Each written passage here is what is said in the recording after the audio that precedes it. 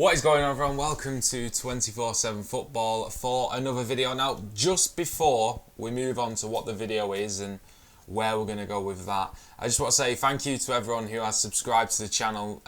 We've got 727 subscribers at this point of recording, which, you know, it's big time. It's quite big time.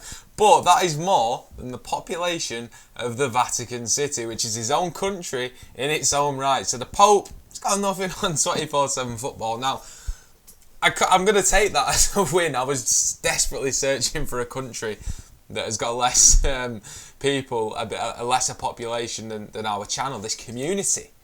And yeah, the Vatican comes up with that. So maybe the Pope's a subscriber. Pope, if you are watching, mate, thank you for subscribing. Maybe you can get to our level one day in your life. But like I said, thank you to everyone who's subscribed. And let me know what type of videos you want to see as well. Because as much as I've said this a lot as well, as much as I'm enjoying doing these type of videos where it's either me on the camera or we talk over Skype and we do those type of discussion videos, I really enjoy doing the videos where we go out, speak to the fans, and I want to do some documentary style videos as well. So as much as lockdown hasn't helped, now we're coming out of it, maybe we can start doing different videos where we go out and speak to fans, speak to you guys, and really get yourselves involved. So let me know what type of videos you'd want to see, maybe a FIFA series, anything that you want, just let me know in the comments below. So what this video is going to be centered around is the 5 substitution rule, which was brought in as football came back from the coronavirus pandemic. As we've seen with Project Restart and many other European leagues, football that has restarted, some players have had an extended break. They've probably had a break longer than the break they get usually at the end of a season. So they're coming back. Match fitness isn't quite going to be there because it didn't have a full pre-season. So they brought in the water break rule, which isn't used for drinks at all. And they brought in 5 substitutes instead of the normal 3.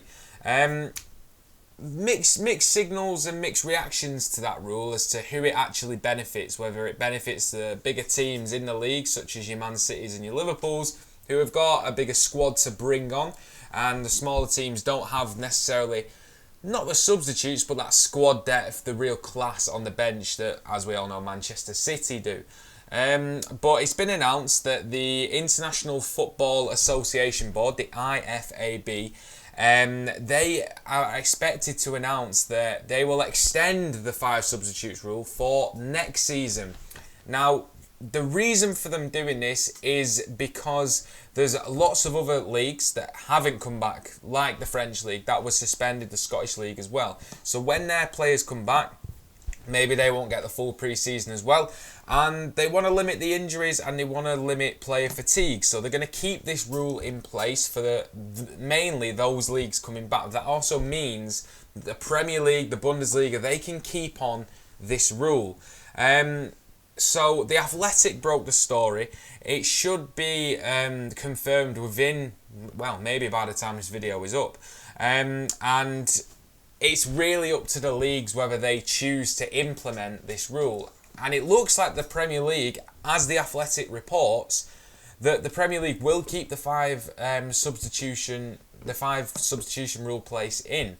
Now, I don't know how I feel about it. I'm more on the side. I mean, I'm a Man City fan, and I know. I think it's common knowledge. It does give us an advantage, and it gives bigger teams an advantage in terms of, as the game rolls on, they can replace every player like for like, and they can bring on that added quality. And as a neutral, maybe you get to see more quality in the game, and it keeps it flowing. But from a fan point of view, if I don't want to, I'm not choosing any teams here just to be negative, but if you're a team like Burnley, we know they've had problems in terms of squad depth since Project Restart happened. So Burnley can't bring on the players off the bench that Man City can. So I get where they're coming from. I know John McGinn made certain comments about Aston Villa that they can't do the same as what the bigger teams can do, and I fully respect that. And I think if it was up to me, I'd go back to 3 substitutes. But there will be benefits for it as well. There will be benefits for 5 substitutes, and mainly you're looking at squad involvement and youth players. You know that if there's 5 substitutes, that youth players may get a chance where necessarily they wouldn't get a chance because you use your free substitutes with your free players that have to come on. But with another 2 substitutes, probably just get 2 more world-class players. But you'd like to think that youth players would be given more of a chance within the first team setup at the bigger clubs and smaller clubs as well.